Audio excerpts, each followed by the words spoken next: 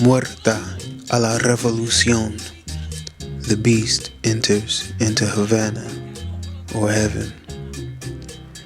In our previous video, we spoke about Yasin Bey operating as an agent provocateur, or wolf in sheep's clothing, and his zealous crusade to promote the establishment of the one world government through the Universal Declaration of Human Rights, the World Passport, and his emotional call to erase the borders of the nation state. Read that Universal Declaration of Human Rights. Read it. Post it up. People need to see it. Need to see how the majority of the governments in this world are breaking every part of that agreement. Right. And people say, oh, it's not, it's just something to be written down. Well, if it's a standard, it's supposed to be the benchmark for how we're supposed to behave as a civilization, and how states are supposed to behave with their members, or how they're supposed to behave with each other, then they have failed. They are failing, and they're actually committing illegal acts. And people don't have enough knowledge of the law. Brother, They need to learn the law. They need to learn what the real law is, what international law is. They need to stand up for their rights. They're taking all of our power away from us and using it against us to destroy us. March 20th, 2015, President Obama visits Havana, Cuba, with the purpose of normalizing relations with the Cuban government and opening up Cuba's national borders. You see, I believe that the best way to advance American interests and values, and the best way to help the Cuban people improve their lives, is through engagement, by normalizing relations between our governments and increasing contacts between our peoples. I've always said that change won't come to Cuba overnight, but as Cuba opens up, it will mean more opportunity and resources for ordinary Cubans. And we're starting to see some progress. Today, the American flag flies over our embassy in Havana, and our diplomats are interacting more broadly with the Cuban people. More Americans are visiting Cuba than at any time in the last 50 years. Cuban-American families, American students, teachers, humanitarians, volunteers, faith communities, all forging new ties and friendships that are bringing our countries closer. And when direct flights and ferries resume, even more of our citizens will have the chance to travel and work together and know each other.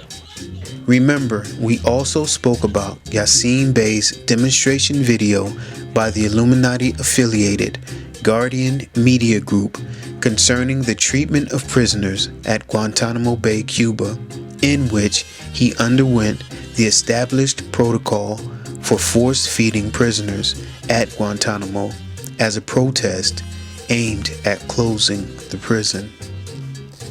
Peace.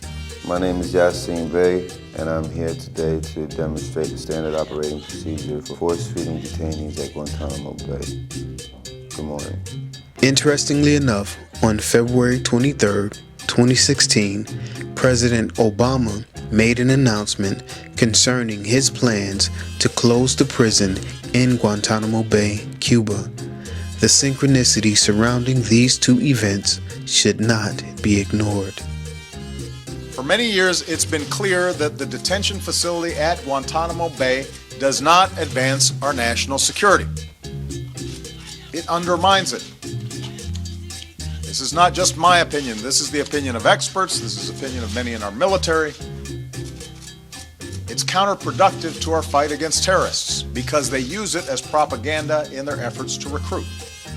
We'll continue to securely and responsibly transfer to other countries the 35 detainees out of the 91 that have already been approved for transfer.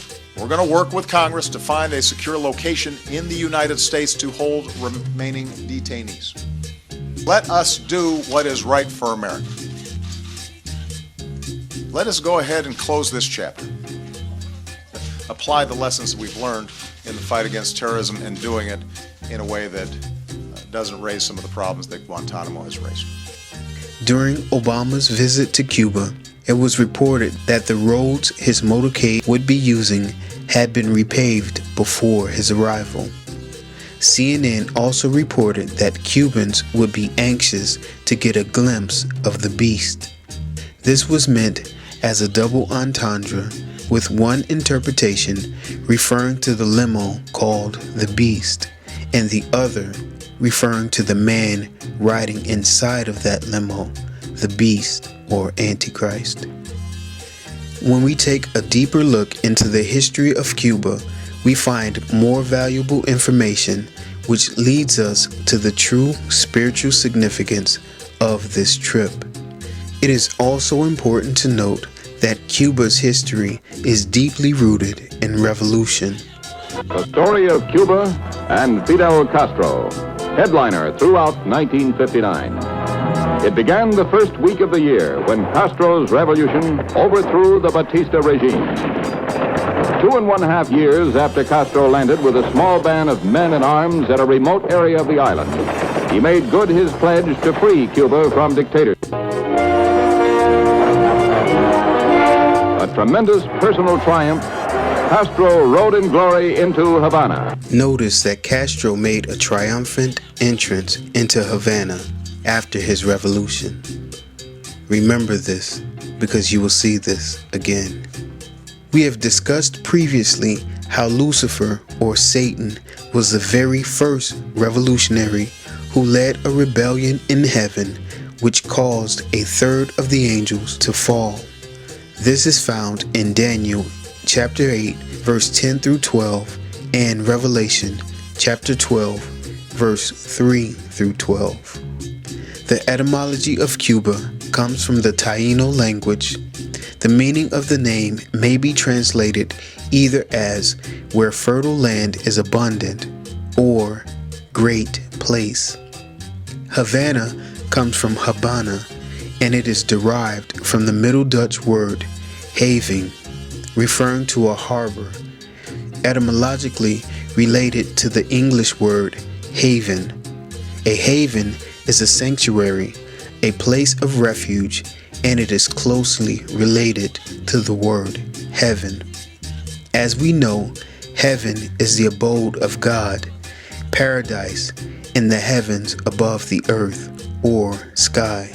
Therefore, the meaning of this visit to Cuba by Obama was a reference to the revolution which occurred in heaven, the abode of God, paradise above the earth, that great place of abundance, the fertile land and sanctuary, the place of refuge. We can be sure that Obama's trip to Cuba was much more than what it appeared to be. If we dig a little deeper, this becomes obvious. Obama's trip to Cuba on March 20th, 2016 is a historic trip because it marks the first time in 90 years that a United States president has visited the small country, situated just 90 miles away from the southernmost tip of the Florida Keys. The occult significance of these numbers are evident as 90 plus 90 equals 180. It should be noted that the idiom to do a 180 means for someone to reverse their course or to go back on their word. Remember this important fact because we will come back to it later in regards to the parabolic and spiritual symbolism behind this event. Continuing, we can clearly see a reference to the number 666 in the number 180, since 60 plus 60 plus 60 equals 180. Simply remove the zeros and we are left with 666. However, a connection to Satan and the beast or Antichrist is not only found in the simple elementary addition of numbers surrounding this event. If we observe this happening with spiritual discernment, it becomes evident that this event is part of the war being constantly waged in both the spiritual and physical realms between the forces of evil and the children of the Most High for the souls of men. Allow me to show you the spiritual significance of this event. Obama's historic trip to Cuba was carefully planned so that it would occur on March 20th, 2016, which is Palm Sunday. Palm Sunday is adjusted each year so that it falls on the Sunday before the pagan holiday Easter, which is celebrated for the goddess Astarte or Ashtoreth. Disregarding the connection to the pagan holiday of Easter, which was set up by the Roman Catholic Church, Palm Sunday in its original form commemorates the arrival of the Messiah and his triumphal entry into Jerusalem. On Palm Sunday, Messiah rode into Jerusalem on the back of a donkey with a procession of the faithful carrying palms. This can be found in John chapter 12, verse 12 through 14, Zechariah chapter 9, verse 9 through 13, Matthew 21, verse 1 through 11, Mark 11, verse 1 through 11, and Luke 19, verse 28 through 40. See, your king comes to you, righteous and victorious, lowly and riding on a donkey, on a colt, the foal of a donkey. This suggests that Yahushua was declaring that he was the king of Israel. Previously, I showed you how Obama made another historic visit on this exact same day, March 20th, 2013, where he imitated Christ's triumphal entrance into Jerusalem riding a donkey in his first visit to Israel as president. This connects both Obama's historic trip to Israel and Cuba on the same day. We can say that Obama is riding a donkey because he is the head of the Democratic Party, which has a donkey as its mascot. Now, let us go back for a moment. Remember earlier when we connected Obama's historic trip to Cuba with the number 180, which means for someone to reverse their course or to go back on their word. Now that we have connected Obama's historic visit to Cuba to his historic visit to Israel, which occurred on the same day, March 20th, it should also be noted then that his visit to Israel was called a covenant of peoples, which is a reference to Daniel chapter 9 verse 27, and the covenant that is confirmed by the Antichrist and then subsequently broken when he reneges or does a 180 by going back on his word. The word renege comes from the Latin renegare, which means to deny, and it is also connected to renegade. A renegade is a traitor, a rebellious apostate, and turncoat, someone who rejects a religion, cause, allegiance, or group for another, a deserter. Ironically, Obama's Secret Service code name is the Renegade.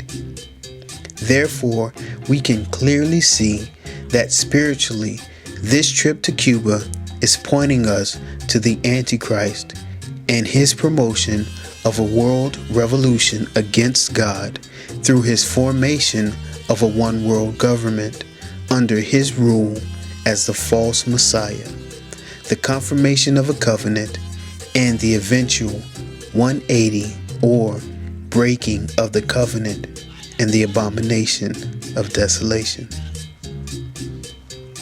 The children of God are against all Antichrist propaganda, and we cry, MUERTE a la REVOLUCION, death to the revolution. The time is now. Amen. Shalom.